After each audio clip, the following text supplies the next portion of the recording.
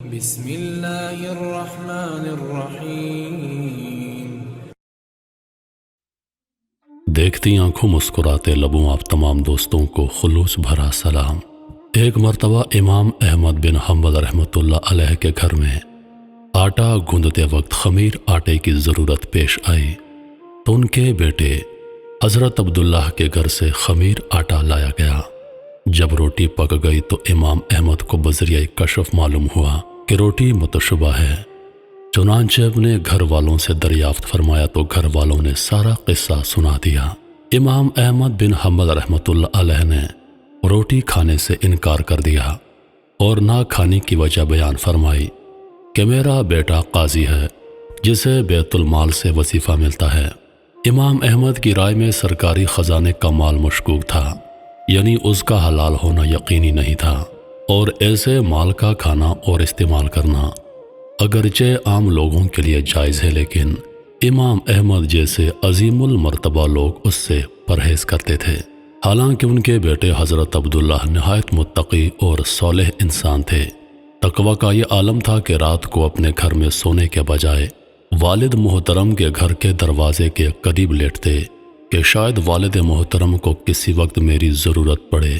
بہرحال امام احمد نے جب روٹی میں شبہ ظاہر کیا تو گھر والوں نے پوچھا، یہ روٹی مساکین کو دے دیں؟ فرمایا ہاں دے دو، لیکن دیتے وقت یہ عیب ضرور بیان کرنا۔ چنانچہ گھر والوں نے جب وہ روٹی مساکین کو دینی چاہی تو انہوں نے بھی وہ روٹی کھانے سے انکار کر دیا۔ گھر والے پریشان ہو گئے، انہوں نے امام احمد سے مشورہ کیے بغیر وہ روٹی دریا میں بہا دی۔ امام احمد کو جب اس بات کا علم ہوا تو امام احمد بن حنبل رحمۃ اللہ علیہ نے ساری زندگی مچھلی کھانا چھوڑ دی کہ مچھلیوں نے وہ متشبہ روٹی کھائی ہوگی۔ پہلے زمانے میں صرف مرد ہی تقوی اختیار نہیں کرتے تھے، بلکہ اس زمانے کی عورتیں بھی بہت زیادہ پارسا ہوتی تھیں۔ عورتوں کے تقوی کا بھی ایک واقعہ سن لیجئے۔ امام احمد بن حنبل رحمۃ اللہ علیہ کے بیٹے کا نام عبداللہ تھا۔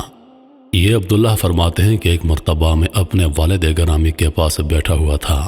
اس دوران ایک بوڑھی عورت آئی اور اس نے میرے والد صاحب سے ایک مسئلہ پوچھا۔ ذرا توجہ سے سنیے گا۔ یہ مسئلہ پوچھا کہ میں روئی کاٹتی ہوں۔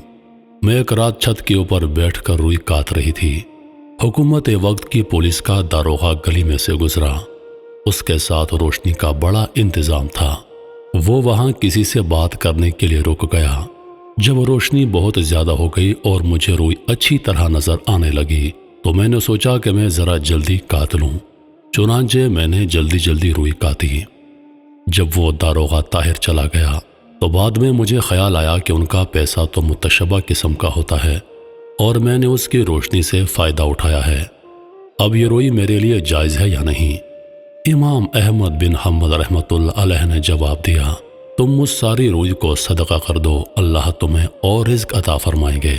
حضرت عبداللہ رحمۃ اللہ علیہ کہتے ہیں، میں یہ سن کر بڑا حیران ہوا کہ یہ کیا جواب ہوا۔ جواب تو یہ ہونا چاہیے تھا کہ جتنی مقدار اس روشنی میں کاٹی اتنا صدقہ کر دو، لیکن ابا جی نے فرمایا کہ ساری روئی کو صدقہ کر دو۔ اس کے بعد وہ عورت وہاں سے چلی گئی۔ کہتے ہیں کہ 2-4 دن بعد پھر وہی بوڑھی عورت آئی اور کہا، جی میں نے امام صاحب سے مسئلہ پوچھنا ہے۔ چنانچہ وہ امام صاحب کے پاس جا کر مسئلہ پوچھنے لگی کہ میں رات کو چراغ کی روشنی میں روئی کاٹتی ہوں تو کبھی کبھی چراغ کا تیل ختم ہو جاتا ہے تو چاند کی روشنی میں کاٹنے بیٹھ جاتی ہوں۔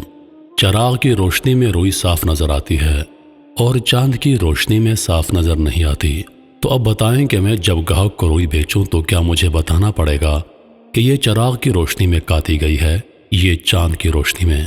امام صاحب نے فرمایا، ہاں تمہیں بتانا پڑے گا۔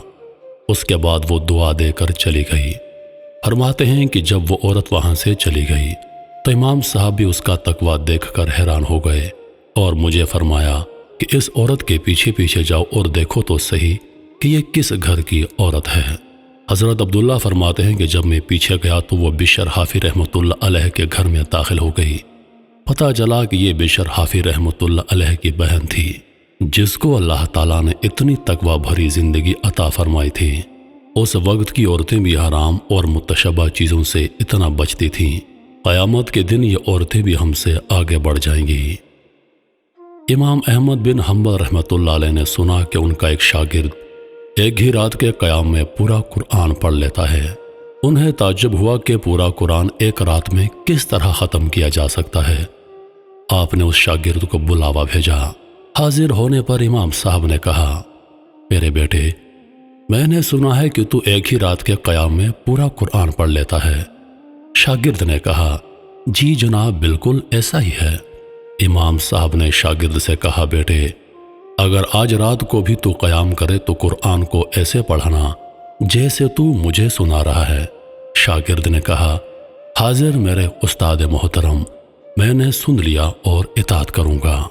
شاگرد چلا گیا اور اس نے رات کو اپنا قیام شروع کیا۔ شعور میں یہ بات بٹھائی کہ قرآن ایسے پڑھنا ہے جیسے استاد کو سنا رہا ہوں، اور استاد بھی کوئی عام نہیں، امام احمد بن حنبل ہیں۔ اس نے تلاوت کو خوبصورت بنایا اور مکمل اصولوں کے ساتھ پڑھنا شروع کر دیا۔ صبح ہوئی تو امام صاحب کے پاس گیا۔ امام صاحب نے بھی دیکھتے ہی پوچھا، تو کتنا قرآن مجید تم نے رات بھر میں تلاوت کیا؟ شاگرد نے کہا، امام محترم، آج تو صبح ہو گئی اور مجھ سے قرآن پاک کے 10 پارے بھی مکمل نہ ہو پائے۔ امام صاحب نے کہا، میرے بیٹے، اگر آج کی رات بھی تو نے قیام کرنا ہو تو قرآن ایسے پڑھنا جیسے تیرے سامنے سرکار دو عالم صلی اللہ علیہ وآلہ وسلم بذات خود موجود ہیں اور تو انہیں سنا رہا ہے۔ شاگرد چلا گیا اور اس نے رات کو قیام شروع کیا۔ شعور میں یہ بات بٹھائی کہ وہ تلاوت آپ صلی اللہ علیہ وآلہ وسلم کے سامنے کر رہا ہے اور آپ صلی اللہ علیہ وآلہ وسلم سن رہے ہیں۔ اس نے آج کی تلاوت اپنی دانست میں پورے احترام اور آداب دربار رسول اللہ صلی اللہ علیہ وآلہ وسلم کو ملحوظ رکھ کے کی۔ صبح ہوئی تو پھر امام صاحب کی خدمت میں حاضر ہو گیا۔ امام صاحب نے دیکھتے ہی پوچھا، تو کل رات تو نے اپنے قیام میں کتنی تلاوت کی؟ شاگرد نے کہا، استاد محترم، صبح ہو گئی مگر مجھ سے قرآن پاک کا ایک ہی پارا پورا ہو پایا۔ امام صاحب نے کہا، اے میرے بیٹے، اگر آج کی رات بھی تو نے قیام کرنا ہو تو قرآن پاک ایسے پڑھنا جیسے اللہ کی بارگاہ میں کھڑے ہو کر پڑھ رہا ہو۔ شاگرد چلا گیا اور رات کو اس نے اپنے شعور میں یہ بات بٹھائی کہ آج وہ قرآن کی تلاوت اللہ تعالیٰ کی بارگاہ میں حاضر ہو کر پڑھ رہا ہے۔ تلاوت تو اس نے اچھی طرح شروع کی مگر ہیبت سے رو رو کر برا حال ہو گیا۔ صبح کو امام صاحب کی خدمت میں حاضر ہوا تو آپ نے پوچھا، تو پھر کل رات تو نے کتنا قرآن پڑھا تھا؟ شاگرد نے کہا، استاد محترم، فجر ہو گئی مگر مجھ سے صرف ایک سورۃ الفاتحہ بھی پوری نہ پڑھی جا سکی۔ امام احمد بن حنبل رحمۃ اللہ علیہ کہتے ہیں، ایک بار راہ چلتے میں نے دیکھا ایک ڈاکو لوگوں کو لوٹ رہا ہے۔ کچھ دنوں بعد مجھے وہی شخص مسجد میں نماز پڑھتا نظر آیا۔ میں اس کے پاس گیا اور اسے سمجھایا کہ تمہاری یہ کیا عادت ہے؟ خدا کے ساتھ معاملہ یوں نہیں کیا جاتا کہ ایک طرف تم لوگوں کو لوٹو اور دوسری طرف تمہاری نماز خدا کو قبول اور پسند آتی رہے۔ ڈاکو بولا، امام صاحب، میرے اور خدا کے مابین تقریباً سب دروازے بند ہیں۔ میں چاہتا ہوں کہ کوئی ایک دروازہ میرے اور خدا کے مابین کھلا رہے۔ کچھ عرصے کے بعد میں حج پر گیا۔